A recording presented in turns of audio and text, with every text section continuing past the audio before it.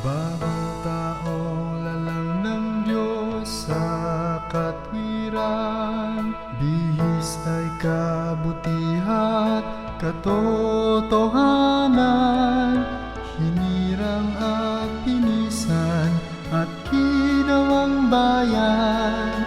Ngayon'y tinatawag sa dakila ng ngalan.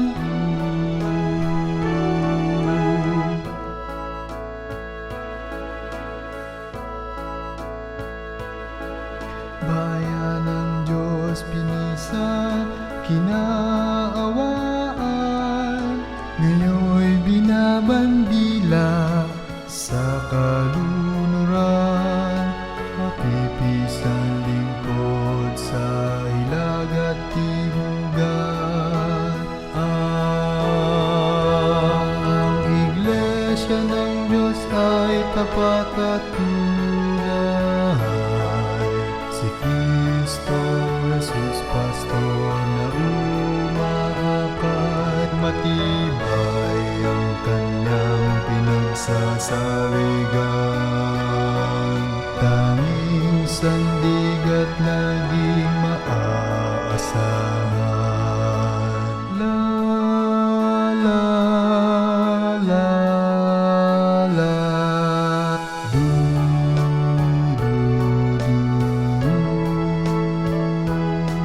Pintuan ng langit ang siyang turing dito, bayang mapagtagumpay, di magugupo.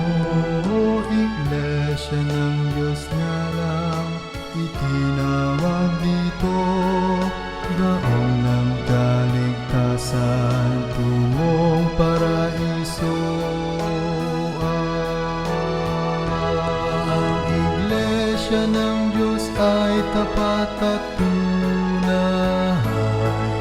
Si Kristo Jesus, pastor na umaakay, matibay ang kanyang pinagsasaligan.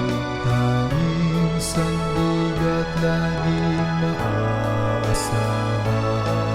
Iglesyang ikaliligtas na mga tao, ngayon'y binabandila sa buong mundo. Ang Iglesia ng Diyos ay tapat at tunay. Si Kristo Jesus, pastor na umaakay, matibay ang kanyang pinagsasaligan.